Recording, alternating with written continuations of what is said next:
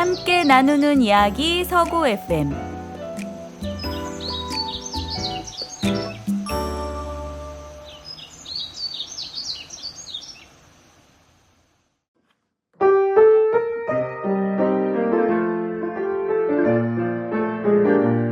(2025년 7월 31일) 금요일 라디오 커피하우스 7번째 방송을 시작하겠습니다. 안녕하세요. 라디오 커피하우스의 향기로운 언덕입니다. 여러분, 덥고 더운 여름이라고는 하지만 요즘 정말 더워요. 그렇죠? 이렇게 더운 여름날 여러분들은 더위를 어떻게 이겨내고 계신지요? 혹시 즐겨 마시는 나만의 여름 음료가 있는지 궁금합니다. 저의 여름 음료는 얼음 반 커피 반인 아이스 커피랍니다.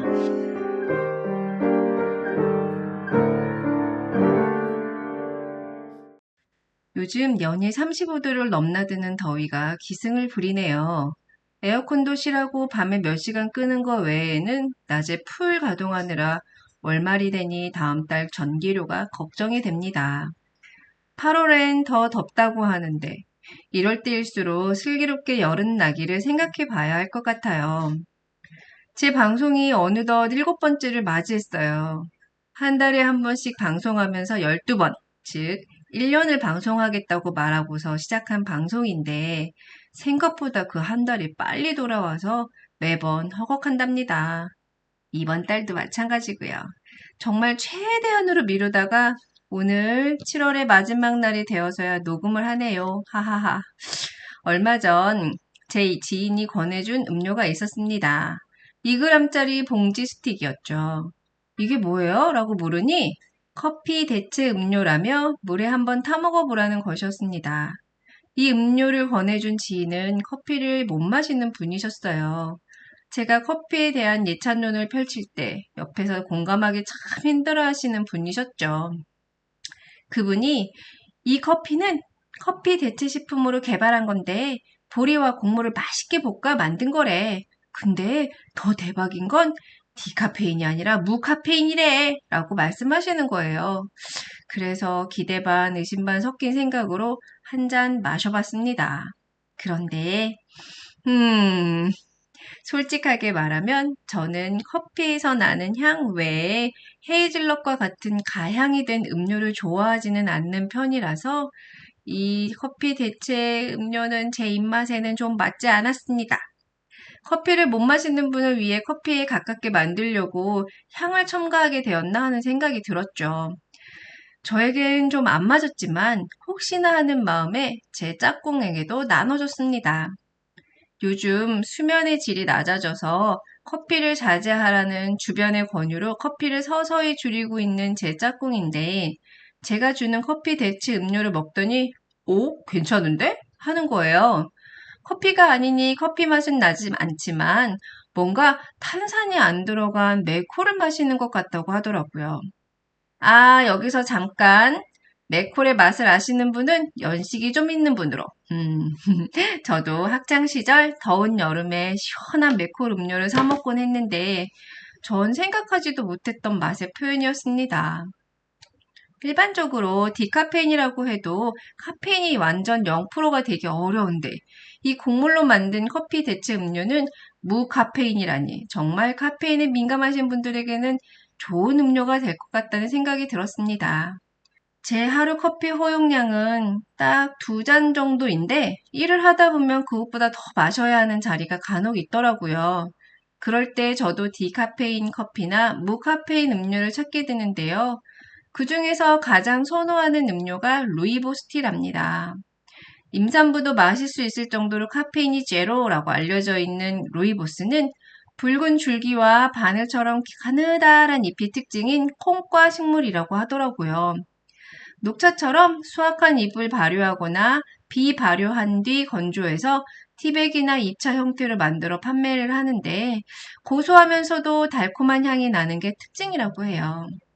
저는 주로 오렌지 필과 함께 블렌딩된 루이보스티를 마시는데 민트나 레몬과 같이 허브와 함께 블렌딩된 루이보스티도 좋다고 하네요. 혹시 제 방송을 들으신 분 중에 카페인 음료만 먹으면 가슴이 벌렁벌렁 거리시는 분들 루이보스티 한번 도전해 보세요. 꼭이요. 참고로 제 방송 5회와 6회에서 카페인과 디카페인에 대해 소개한 내용이 있으니 아직 안 들으셨다 하시는 분은 한번 들어보세요.